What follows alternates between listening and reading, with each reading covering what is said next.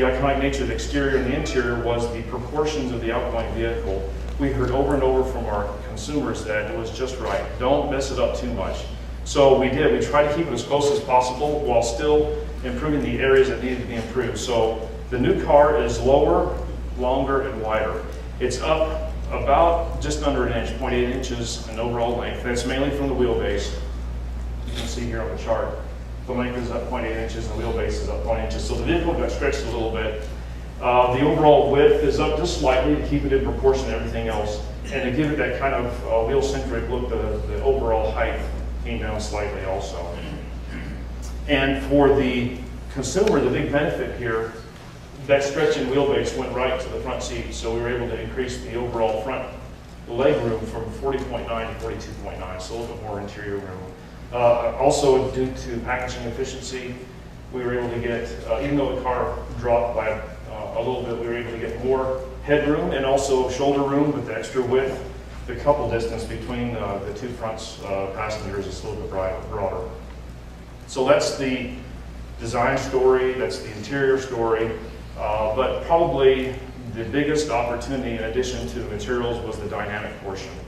And here we knew we had a lot of work to do because the outgoing car was, frankly, needed some room for improvement. So we started with the very basics, which was the body in white. And here, not only in addition to the changing safety standards, we had to do a lot of work to increase the overall rigidity of that body in white. And this basically is because it's the foundation of everything that attaches to the car when you're driving. The powertrain is contained in here, the suspension, everything. So we had to get it right. So we used a very expensive material we call ultra high strength tensile steel. It's shown here in this light fuchsia color.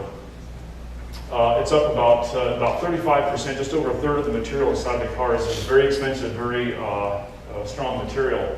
Not only is the level of material increased, but more specifically, a lot of attention was paid on how the car comes together, where all the components come together, the roof frame, the side frame, all the gusseting. A lot of work was done into making sure that these joints were really, really tough, really rigid, and kept that vehicle in a very, very complex form. And I think this speaks to some of the sophistication that Kia has developed over the last few generations, that each successive model you can feel there's improvements in sophistication, refinement, and a lot of it is because of this ability on the engineering side to pay more attention to the small details inside the body itself. And you'll feel it today. A lot of people feel it. They drive the vehicle for the first time. They're like, wow, this is amazing. How did you do this? This is one of the ingredients, is really starting with the basics of the body, making sure it's a tough, rigid platform to work with. The second area, because the body is now rigid, we were able to do a lot more work with the suspension. We're carrying over a similar design, but it's all new parts from the old vehicle. It's a McPherson front strut and also a coupled torsion beam rear axle. So very similar to the outgoing car.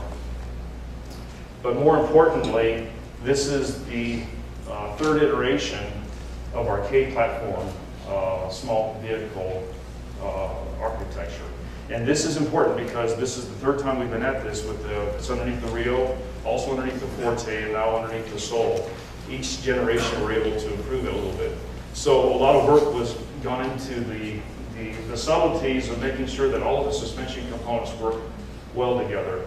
For instance, the steering box is now one piece. It's been moved further forward, and at the same time, the stabilizer bar has been pulled further back. And what this does is stability during high-speed maneuvers and braking in corners, all that stuff that you're not supposed to do. When you do it, it's a very stable, dynamic car. Also, we added a new subframe that's attached with 4 different points. And what this does is separates those road inputs from going into the body. So again, when you hit a bump, you don't hear that crashing hard sound. It's very smooth and controlled and refined.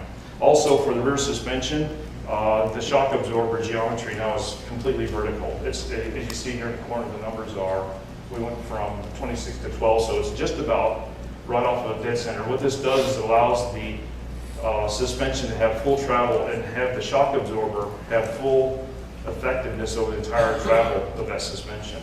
So the feeling from The rear is before we hit a pothole or something, rough surface, you feel it in the vehicle, you feel it dancing around. All that's been fixed on this current generation. Also, the bushings or the durometers were increased in the rear from about 70 millimeters to 76, so there's a lot more surface area to absorb those impacts. So overall, the impact was a much, much greater experience overall. So the third component, so there's a new, tougher body, stronger body, a new suspension that's been more nuanced. The third part of the equation is a whisper quiet interior. And again, a lot of work went into, from the engineering side, to understand where the sound paths were coming into the vehicle. How is the noise traveling from the road and from the outside into the vehicle? And the engineers spent a lot of time figuring out where these places are and stopping those sound paths. They used, in addition to the subframe, which I've already mentioned, the front of dash lower mat is an increased density. It's much, much thicker. Also padding underneath the car, underneath the carpet, and also paying a lot of attention to specifically how the sound comes in from the road surfaces into the vehicle and stopping it where it starts. Also, a new technology for us. It's engineers call it radical body sealing, but it's basically expandable foam. They put the foam inside the vehicle. As it travels through the ovens, it bakes, expands, and blocks the sound paths. And that's mainly applied in the sill area. The A, B, and C pillars, all those areas are filled with this foam. So when you drive the vehicle today, you'll hear how quiet it is. It's a significant improvement over the automobile vehicle.